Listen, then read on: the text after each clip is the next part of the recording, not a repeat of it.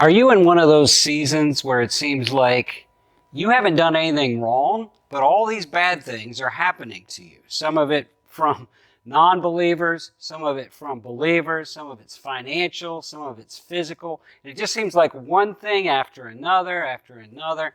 You can't seem to get out from under the bad that's happening. I want to encourage you today.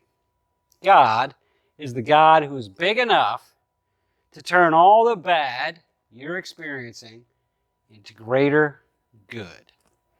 Romans chapter 8, verse 28. We all know this verse.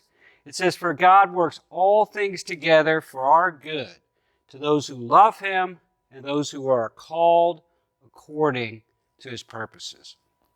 God is working, is able to take all the bad you experience and turn it into greater good. Good meaning your growth, His glory. He's able to turn it all into greater good if you will keep loving Him and live out your calling in Christ Jesus.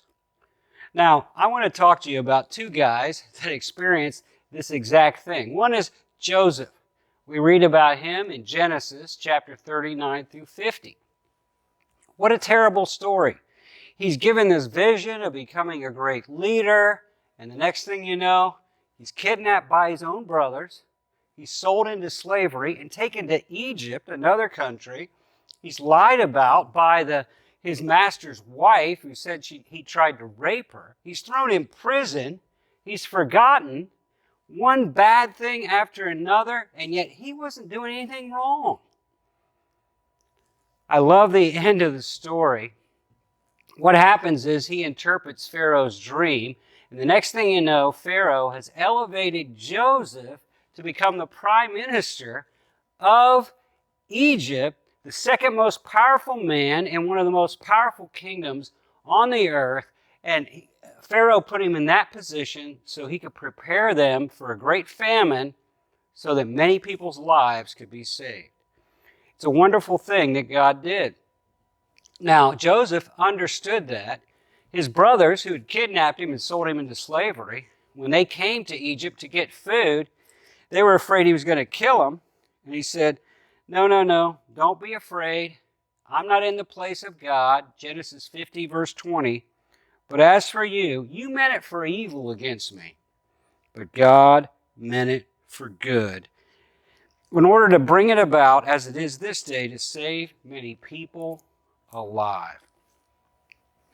What's the good that came about? Well, Joseph got all that training, working in Potiphar's house, working in the prison, preparing him to lead. He got positioned for good. He met some people who knew Pharaoh in prison, who knew Pharaoh. When they got out, they got him connected with Pharaoh so that he could become the prime minister. As the prime minister, he saved many lives, Egyptian lives from other countries around there that came to Egypt for food. And he preserved the Hebrew nation. It says in chapter 45, verse 5 through 7. The Jewish nation was preserved because he was positioned, he went through all that bad, experienced greater good. Second fellow I want to mention to you is Job. Job went through terrible bad things. He lost his property, his career, his business, his children, his health, his reputation. He lost everything. Yet he stayed faithful to God. Even when he lost it all, it says that he got down on his face and he worshiped God. He proved to Satan that God is worthy to be worshiped, even when he's not blessing us. I wonder, are you living that out in your life right now? Are you living the fact that God is worthy of worship even though you're not getting blessed right now? What's amazing is when he did that, he silenced Satan. You read about Satan in chapter 1 and chapter 2.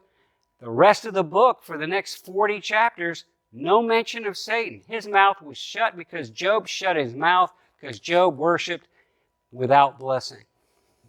As a result of that, he was humbled. And so God, at the right timing, blessed him, it says, with twice as much as he had before. I want to encourage you today. Stay faithful to God. Keep worshiping Him no matter what, because God can take all that bad you're experiencing and turn it into greater good.